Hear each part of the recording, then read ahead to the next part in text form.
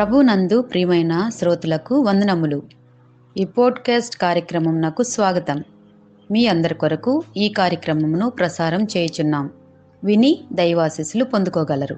ప్రభునందు ప్రియమైన శ్రోతలు, యేసుక్రీస్తు ప్రశస్తమైన నామంలో మీ అందరికీ శుభములు, వందనములు. ఈనాటి మన ధ్యానాంశము the path of righteousness, pursue righteousness. నీతిమంతుని మార్గము, నీతిని వెంబడించుట. సామెతల గ్రంథము 21వ అధ్యాయము 21వ వచనంలో ఈ విధంగా వ్రాయబడి ఉంటున్నది: నీతిని కృపను అనుసరించువాడు జీవమును నీతిని ఘనతను పొందును. జీవితం అనేది ఒక ప్రయాణం. ప్రతి ప్రయాణానికి ఒక మార్గం ఉంటుంది. కొందరు సంపదలను వెంబడిస్తారు, కొందరు విజయాన్ని వెంబడిస్తారు, మరికొందరు గుర్తింపు కోసం ప్రాకులాడతారు. కానీ మనం దేనిని వెంబడిస్తామో అదే మన గమ్యాన్ని నిర్ణయిస్తుందని బైబిల్ చెబుతుంది.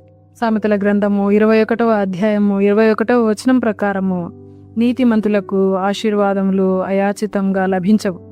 వారు నీతిని వెంబడిస్తారని వ్రాయబడి ఉంది. నీతిమంతుని మార్గము ఆకస్మికంగా ఏర్పడేది కాదు, అది ఉద్దేశపూర్వకమైనది. హెబ్రీ భాషలో వెంబడించుట లేదా అనుసరించుట, పర్స్యూ అనే పదానికి చాలా తీవ్రమైన అర్థం ఉంది. అది తరుముట, ఆసక్తితో అనుసరించుట, దానినే జీవిత లక్ష్యంగా మార్చుకునుట అనే అర్థాలనిస్తుంది. నీతి దానంతటా అది రాదు. ఒక విద్యార్థి విద్యను ఎలాగైతే అభ్యసిస్తాడో, ఒక ఆటగాడు క్రమశిక్షణను ఎలాగైతే అలవాటు చేసుకుంటాడో, ఒక విశ్వాసి కూడా నీతిని అలాగే వెంబడించాలి. ఉదాహరణకు, ఒక రైతు నాకు మంచి పంట కావాలి కానీ నేను విత్తనాలు వేయను అన్నాడనుకోండి, అది సాధ్యమా? లేదు కదా. అదేవిధంగా మనము నీతిని వెంబడించకుండా దేవుని శాంతిని, ఆయన కృపను, దేవుని ఆశీర్వాదములను ఆశించలేం. మత్తయి సువార్త 6వ అధ్యాయము 33 మనకు గుర్తు చేస్తుంది. కాబట్టి మీరు ఆయన రాజ్యమును నీతిని మొదట వెతుకుడి, అప్పుడు అవన్నీ మీకు అనుగ్రహింపబడును అని. గమనించండి, మనం మొదట వెతకాలి. దేవుడు తరువాత మిగిలిన వాటినన్నిటినీ మనకు అనుగ్రహిస్తాడు. నీతి అనేది ఒక్కసారి తీసుకునే నిర్ణయం కాదు, ఇది ప్రతిరోజు మనము చేసుకునే ఎంపిక. మన అనుదిన జీవితంలో వీటిని ఎంచుకుంటూ ఉంటాము. సత్యమా లేక రాజీపడటమా, దయాగుణమా లేక కఠిన స్వభావమా, యథార్థతనా లేక అడ్డదారులనా? యోసేపును గుర్తుకు తెచ్చుకుందాము. ఐగుప్తులో శోధన ఎదురైనప్పుడు ఆయన నన్ను ఎవరూ చూడటం లేదు కదా అని అనుకోలేదు. నేనెట్లు ఇంత ఘోరమైన దుష్కార్యమును చేసి దేవునికి విరోధంగా పాపం కట్టుకుందును అని అంటున్నాడు. యోసేపు తన సౌకర్యాన్ని కోల్పోయినా, చెరసాలలో వేయబడినా సరే నీతిని వెంబడించాడు. ఫలితంగా దేవుడు ఆయనకు జీవమును, ఘనతను, ఉన్నత పదవిని ఇచ్చాడు. మరి మనము చదువుకున్నటువంటి వాక్య భాగంలో చేయబడినటువంటి వాగ్దానము ఆయనకు అన్నీ లభించాయి. నీతితో పాటు ప్రేమను కలిగిన వారంగా ఉండాలి. ప్రేమ లేని నీతి కఠినంగా మారుతుంది, నీతి లేని ప్రేమ రాజీగా మారుతుంది. మీకా గ్రంథము 6వ అధ్యాయము 8వ వచనంలో ఈ విధంగా వ్రాయబడి ఉంటున్నది: న్యాయముగా నడుచుకునుటయు, కనికరమును ప్రేమించుటయు, దీన మనసు కలిగి నీ దేవుని ఎదుట ప్రవర్తించుటయు, ఇంతే కదా యెహోవా నిన్ను అడుగుచున్నాడు అని. నిజమైన నీతి మనం ఇతరులతో ప్రవర్తించే విధానంలో కనిపిస్తుంది. క్షమాగుణము, దయ, వినయములను కలిగి నడుచుకోవాలి. మరి మనము చదువుకున్నటువంటి ఈ వాక్యము 3 అద్భుతమైన వాగ్దానములను చేస్తూ ఉంది. నీతిని వెంబడించటం వల్ల కలిగే ప్రతిఫలాలను తెలియజేస్తూ ఉంది. మొదటిది జీవం. కేవలము బ్రతకటం కాదు, అర్థవంతమైన జీవితం జీవించాలి.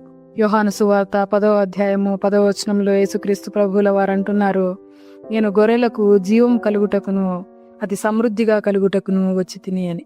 రెండవది అభివృద్ధి, సంపద లేదంటే ప్రాస్పరిటీ. ఇది కేవలము డబ్బు మాత్రమే కాదు.